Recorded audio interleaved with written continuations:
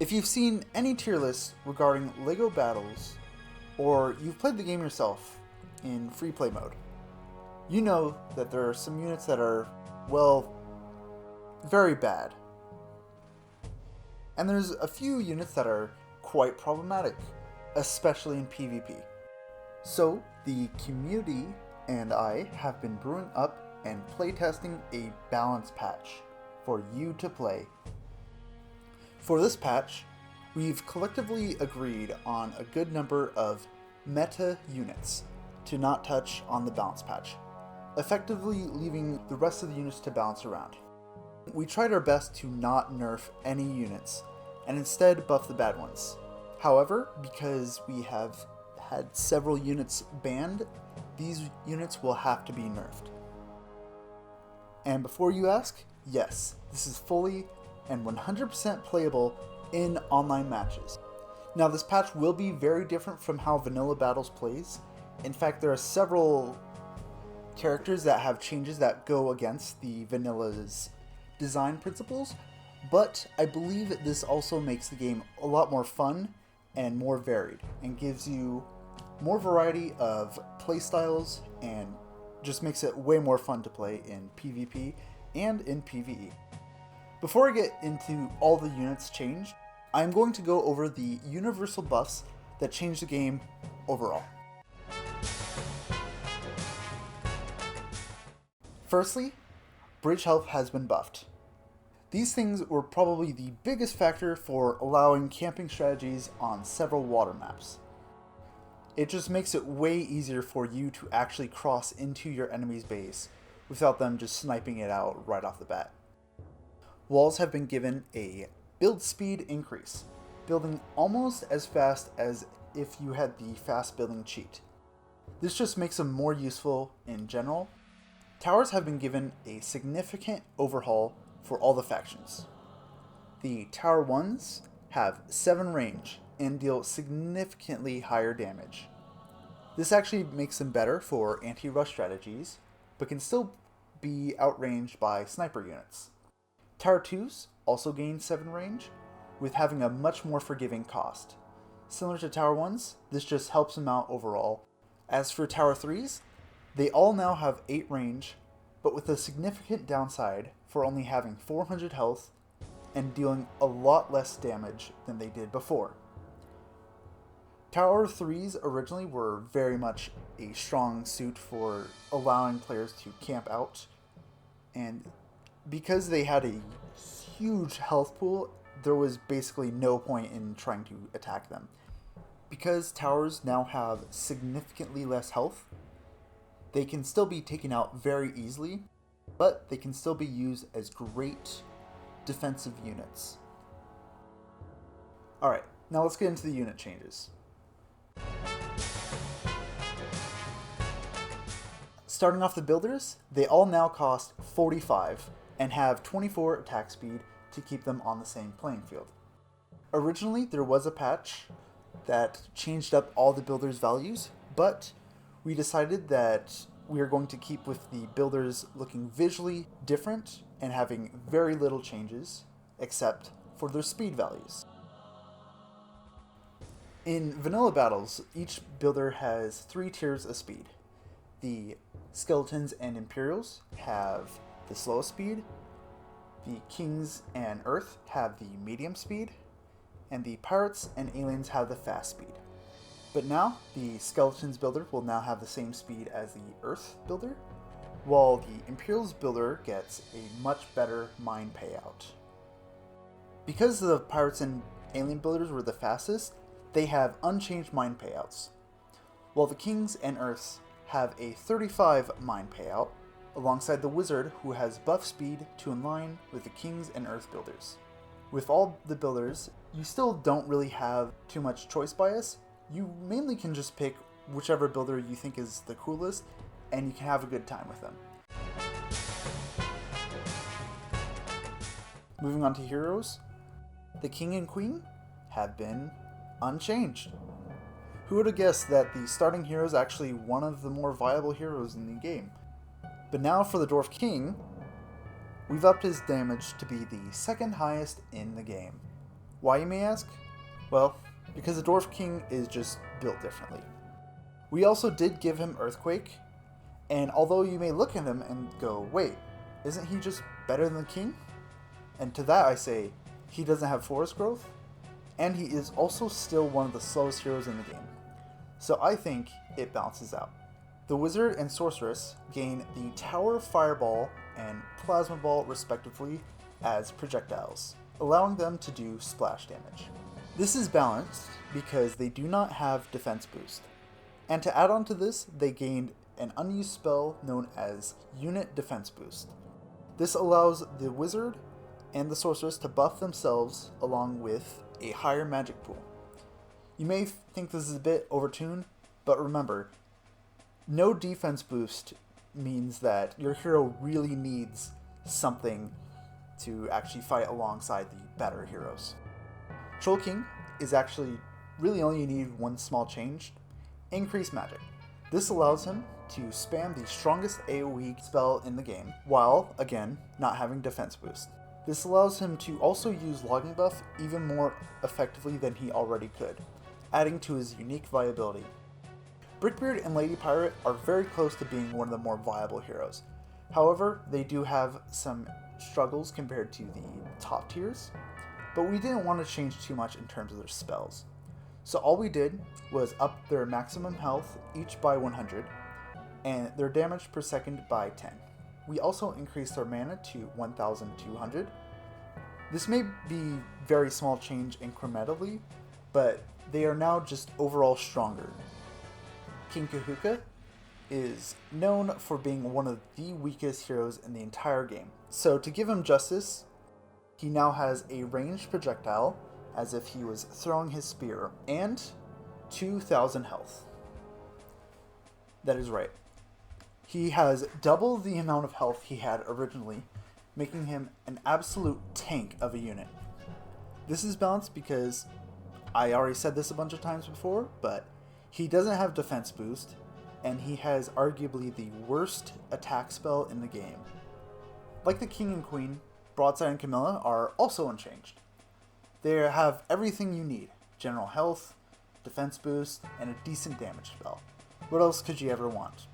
Ninja Master is known to be an underwhelming hero, so we have decided to buff his damage and give him unit attack buff. This increases his own damage per second by 50%, making him still a very weak but very high damaging hero that can be very scary in the early game. We are now on Biff and Gemma. I hate to give you the bad news, but we had to nerf them. And they got nerfed pretty hard. Biff now has 405 mana, no defense boost, and we replaced lasers with Fireball. But he still has EMP. Although he can't spam it a million times anymore, he still has the best all-around stats in the game. So that upside is still something to consider when you pick him. Gemma also has 405 mana. We replaced lasers with Fireball again. However, she keeps defense boost, but with a lower health pool and a slight increase to her damage per second, makes her still useful as an EMP user, but with a lot more risk. Space Police Captain is pretty mid, so he does much more projectile damage, and has 8 range to balance out the tower overall. And for the fun of it, we gave him Teleport. It doesn't make him that much better, but we kind of wanted to play around with the teleporting range hero, and he fit the bill pretty perfectly. If anybody remembers LEGO Battles Ninjago, you know that the alien commander in that game is actually ranged. So, to fit with the alien commander's high damage, we gave him a very high damage projectile. And to be funny, we also gave him defense boost, but we also lowered his magic with this projectile buff. The Alien Queen gets 1,000 health, to keep with vanilla Alien Commander with a tiny speed buff. And she's now going to be the only ESP hero with 1,000 mana, meaning she's the best for ESP spam. Because the Space Criminal Leader was the strongest hero in the game, you know he was going to get the Nerf Hammer otherwise, because, well, Hotwire is just that broken of a spell. Space Criminal now has 700 health, 405 mana, and no longer has defense boost. He will also be one of the few heroes with a cost and build time increase. Even with these nerfs, he still has access to Hotwire, and you can still play him in the campaign. Forest Man gains Forest Spawn. Why didn't he have that in the first place? I don't know.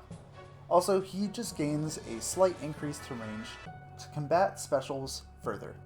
Ghost is pretty good, but he still feels weaker than most of the other Earthquake heroes, say King and Queen. However, what would fit him perfectly would be Teleport, making him one of the better early game heroes, focused mainly on using spells to damage out the enemy. Sheriff is yet another hero with an overpowered spell that needed a nerf. But the only nerf he really needed is to have his mana lowered to 605. Everything else is unchanged. Conquistador gains 2000 mana, speed buff, and 4 speed, making him one of the more unique heroes in the game. Classic Space is also a hero that needed nerf, but like Sheriff, the only thing he needed was to have a lower magic pool down to 700 magic points. Agent Chase is another Hotwire hero. However, because we've already nerfed the Space Criminal down to the ground because of Hotwire, we decided to revoke his Hotwire privileges and change his entire playstyle dramatically. Instead, we have given him the highest DPS in the entire game. But with this DPS increase, he has lower health and significantly lower magic. This makes Agent Chase a very strong hero, but the lack of defense boost is one of his major downsides for any player who may be reckless. As why, he also costs 900.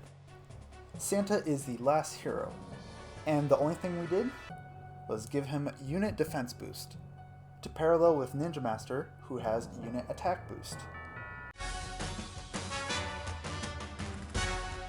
Now that we are done with the heroes, we can go to the main units of the game. First off, melee or close combat, as the game says. Most of these units have been overhauled because, well, mount units exist.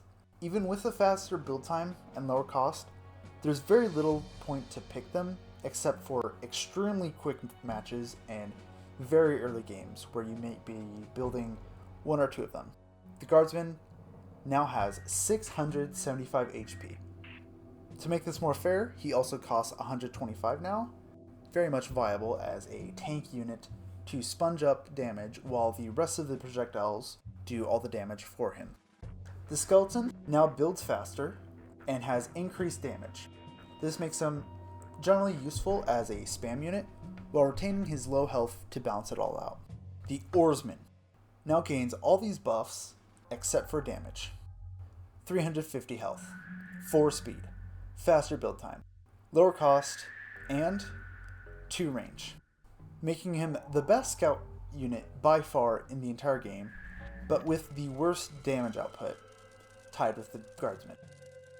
The Swordsman has a slight damage increase. Of course, with that buff, he now costs 175, and due to his low health, he is still weak to splash damage.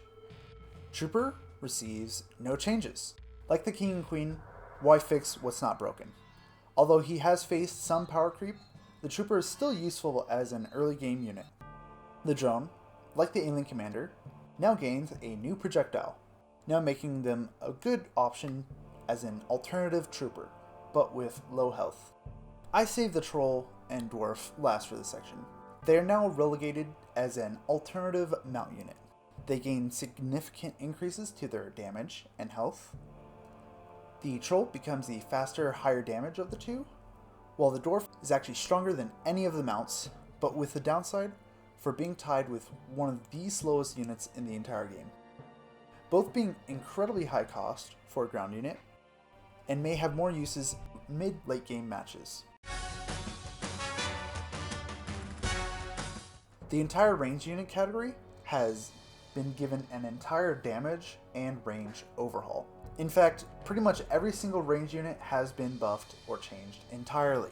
The Archer gains the standard slight damage and range buff, alongside increased health for survivability.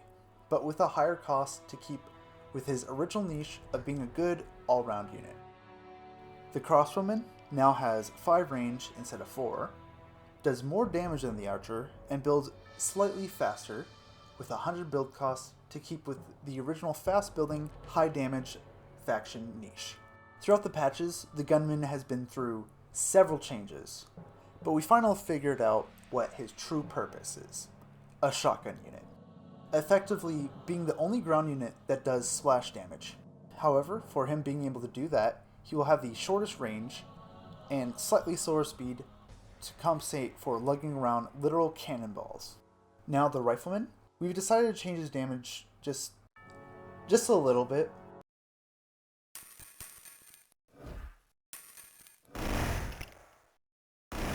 Now this does come at the cost for him having very low health, incredibly slow speed, and an asking price of 185 gold.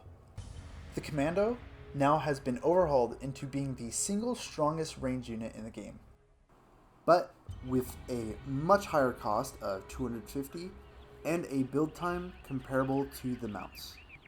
The laser trooper is now the definitive range take, with a crazy high 575 health, with incredibly high range, decent speed to boast, all coming at the cost of doing very low damage.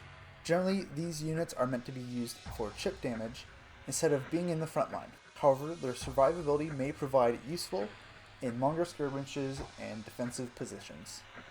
The Islander now takes a much more simple role with 300 health, 6 range, more damage, and slightly faster speed, being good at what he was theoretically good at, just a plain old reliable range unit. Ninjas are now dealing significantly more damage with a slight range buff and a reduced cost of 80. So now you can spam these guys out just as you could originally, with their already fast build time. What we need are snipers, and the Space Police fit the bill pretty well. Now with 8 range, matching the now overhauled Tower 3s, of course, this also means they can synergize well with the Space Police Captain, who also has 8 range, to keep with the faction's identity. This may be controversial, but hear me out. Tree-walking criminals.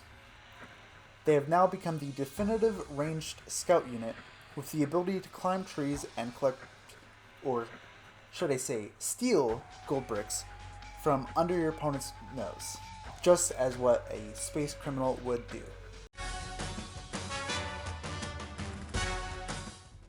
The Knight now has become a full-on tank with 515 health, but dealing the lowest damage of all the mounts. While the Skeleton Knight now does the highest damage of all the mounts, but keeps with his low health. For the Horseman, he now gets a slight damage buff, increased view distance, and 5 speed. He's now the perfect speedy mount. The Cavalry and Gripply receive no changes. They're pretty much perfect units. For the Grad Runner, the Horseman pretty much took his niche, but now he shoots a projectile, because it just makes sense. And he can also float over water. This does make him a little broken, as why we had to reduce his speed, unfortunately.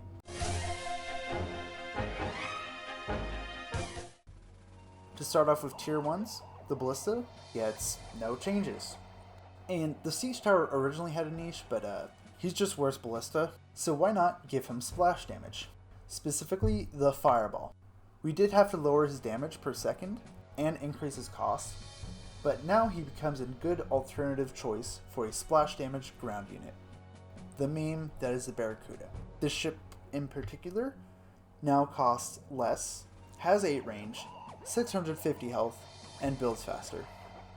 However, the ship's biggest use is now having a whopping 17 view distance. You can now use this boat as a fog reveal unit. All this to say that he is still incredibly weak and still has the lowest DPS of all the specials. Unlike the Barracuda, all the Clipper needed was 650 health and 6 range. Now it's just that much more useful than it was before. The Claw Tank, like the Commando, is now the strongest of its tier, with a massive 700 health, because, you know, it's a tank, 6 range, but with a much more higher asking price, and a longer build speed. However, the biggest buff of the claw tank is now that it has a one-sized hitbox. For anyone who's used a claw tank, you can now actually use them without feeling you're pulling dead weight around. You see this guy? That's the spaceship, right? You know, the things that can fly. Even on the official box art, well, it's not able to, but now it can. Of course, it's going to take you a bit longer to build it, but now you have the definitive flying tier 1 that can only fly over water and not trees. And starting with the tier 2s, the catapult was the intended tier 2. So with that, it's unchanged entirely, since it was already one of the best units in the game. Troll Giant gains a health buff. Even though he's faster than the catapult, his biggest downside was having the incredibly low damage output compared to the catapult. The pirate battleship needed one change, and that is 8 range. Now the battleship's perfect. The Imperial battleship, unlike the pirate battleship, has been given a different role for having increased health, faster attack speed, and a tiny itty bitty buff to its range, making it much more of a stronger option for overall powerful at sea, but not being as effective as a sniper that the pirates have. The Starfighter now becomes a big tank in your arsenal with a massive 950 health. Very tempting, of course, but you're still going to have to deal with his 2-size hitbox and incredibly slow speed. Alien Strike Ship has gone the opposite route, now having the highest DPS of all the specials in the game, but with the downside of having incredibly low health and a slightly higher cost than most other tier 2s. Getting back to the nerfs. Unfortunately, the police cruiser and criminal hot rod have been gutted because of their, well, rough competitive history. The police cruiser has been given a slightly slower attack speed, reduced health, alongside a shorter range. Although this does clash with the original Space Police 8 range, it's still an incredibly strong unit when used in the right circumstances. The Space Criminal Hot Rod has given a slight damage nerf, but a generally similar health pool, but now 4 range and 2-size hitbox, pretty much being a shorter range version of its original counterpart, but still extremely deadly at short range. The Tiki Golem has been a sleeper unit, often overshadowed by the Catapult and Troll Giant brothers, with a slightly higher damage output than the other two, but the downside of shorter range, giving it the respect it deserves. The Ninja Flying Ship has now become the fastest flying unit in the game. That's right, even faster than the Alien Assault Ship. We've also buffed its health, made it build faster, and cost less. It's not going to be used for full-on attacks, but it's a great scout unit and may be used in several rush strategies. Dwarf Glider now throws boulders. Of course, to compete against a cruiser and hot rod, it does less damage than the two, but has the ability to fly over trees. Troll Blimp has actually been turned into a flying sniper unit with very high damage output and an insane 9 range, being the effective anti-tower unit. However, its slow speed and below assault ship health makes it very risky to use against much stronger teams. Nearly all the transports deal more damage and can actually be used along with your assault, making nearly every single one of them more viable than they were before. So starting off with the Kings, it is now the fastest and cheapest way to get your transport out, with a 150 cost and an incredibly fast build time. Additionally, this transport has a DPS of 33.75. The Wizard transport is one of the more unique looking ones. So we've gone along with giving it 2,000 health, making it one of the best transport tanks in the game. Although it's slower than the rest, it can definitely get its job done for keeping your units safe for as long as possible. The Pirate's transport was originally the weakest in the game, but since we've given it a cannonball, we actually had to reduce its health. So now it costs a lot more for being a much more powerful boat than its predecessors. The Imperials have put up their defenses and created a super-powered transport. Although it has a very low health pool, it's the only boat with this high of a damage output, alongside a much higher speed to boast. This also makes several campaign levels a little more challenging as the pirates, because the Imperial ships can actually fight back with more force. Forgot to add that this transport also has a higher cost and build time. Gemma's transport has been given pretty much no changes, while the Alien's transport has become much stronger and actually fires a ballista bolt with a much higher cost and a very low health pool.